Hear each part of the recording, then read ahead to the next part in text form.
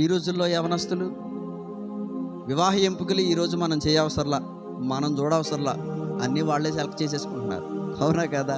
మరి ఎలాంటి వాళ్ళని సెలెక్ట్ చేసుకుంటున్నారో, ఓ మారు మనసు లేనోడిని, ఓ తాగుబోతోడిని, ఓ తిరుగుబోతోడిని, ఇలాగా పై రూపాన్ని చూచి మోసపోయి లోక సంబంధమైనటువంటి ఆశలకు ఏడవబడి వాళ్ళని చూసి వీళ్ళని చూసి నేర్చుకుని ఈరోజు వారి ఎంపిక సరిగా లేక జీవితంలో చాలా చాలా భారీ నష్టాన్ని చూస్తున్నారు.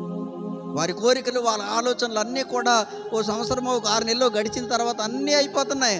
ఆ తర్వాత నిరుత్సాహపడుతున్నారు. అయిపోయింది జీవితం, ఇంకేముంది, ఈ తాగుబోతోని చేసుకున్నాను, ఇలా జరిగింది అలా జరిగిందని ఆ తర్వాత బాధపడుతూ ఉన్నారు.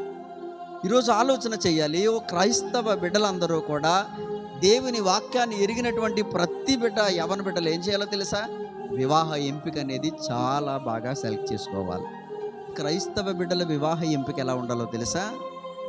అసలు ఆ వ్యక్తి బాప్తిస్మం పొందాడా లేదా, ఆ వ్యక్తి మారు మనసు పొందాడా లేదా, క్రమంగా మందిరానికి వెళ్ళేవాళ్ళేనా, స్త్రీలైనా పురుషులైనా సరే, యవన బిడ్డలందరూ కూడా వివాహ ఎంపిక ఇలా చేసుకోవాలి.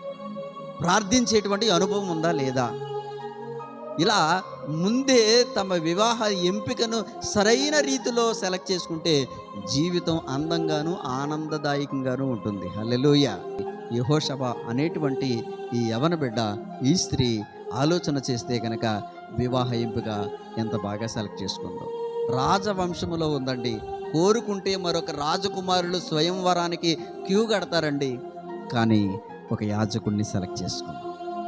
ఎంత మంచి విషయమో చూడండి. అందుకే నేను మొదట్లో జ్ఞాపకం చేశాను, బురదలో మొలిచినటువంటి తామర పుష్పమంట ఏ రోజు కూడా ఆ బురదను అంటించుకోదంట. ఇంతమంది దుష్టుల మధ్య జీవించినటువంటి యెహోషబ మంచి నీతి కలిగినటువంటి జీవితం జీవించింది. అంత మాత్రమే కాదు, తన వివాహ ఎంపిక కూడా సరైన విధానంలో సెలెక్ట్ చేసుకుంది.